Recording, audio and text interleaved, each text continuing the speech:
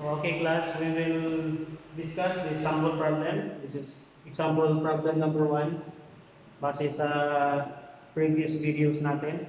So, the problem dito is an engine generated 5 speed with 1,800 RPM. What is the expected torque? So, galing dun sa from the energy generation to mechanical power generation. 5 HP daw yung na-generate dun sa crankshaft. So yung tanong ngayon, ilan yung torque na kayang magiging output doon sa crankshaft given na merong 1,800 RPM revolution na generated dun sa crankshaft. So yung given natin, yung ito, pag power doon sa crankshaft, that is our brake horsepower. 5 HP siya.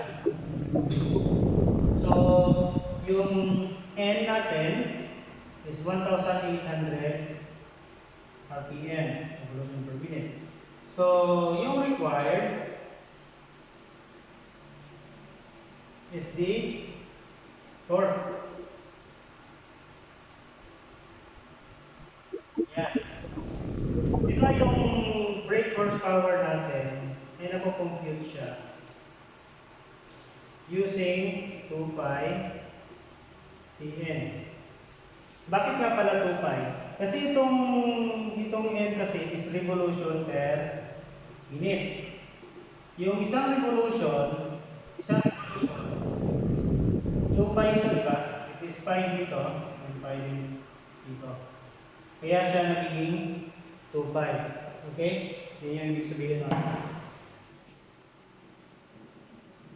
So, we will just substitute the given dito sa equation natin. So, i-rearrange natin yung equation. Magkakaroon tayo ng torque is equals to BHP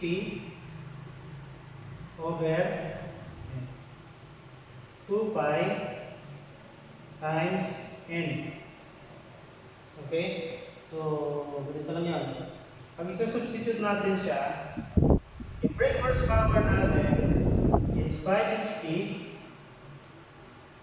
over 2 pi, kasi 2 pi per rev ito, 2 pi per rev. So this is 1,800, this is RPM, revolution per minute. So ngayon, remember, yung torque na kailangan natin makuha is Newton meter. Okay? So, yung dito pa lang, i-convert na natin siya. So, times 746, so magiging 1 watt ito. So, this is watt per speed. Then, dito, since ito ay per rev na ito, magkakancel na ito per rev dito. Then ngayon, yung minute, kailangan natin pa-cancel. So, kailangan mag-multiply ng 1 minute per 60 seconds. So, mag-cancel ito.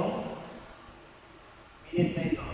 And remember, yung 1 watts is equal to 1 Newton meter per second. Remember, ito ay also equal sa joule. So, 1 watts is equal to 1 Newton meter per second. So, kung i-convert natin dito, times 1 Newton meter per second. Ito yung 1 watts.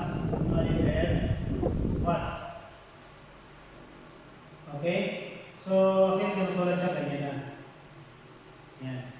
Newton meter per second per watts. So, makakansin itong watts, itong seconds, makakansin din. And then, ano pa makakansin? Yung HP, makakansin sa meter tayo.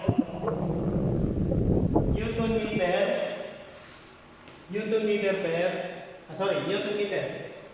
So, ilan ito lahat? Pag i-calculate yan, yung magiging result niya is 19.79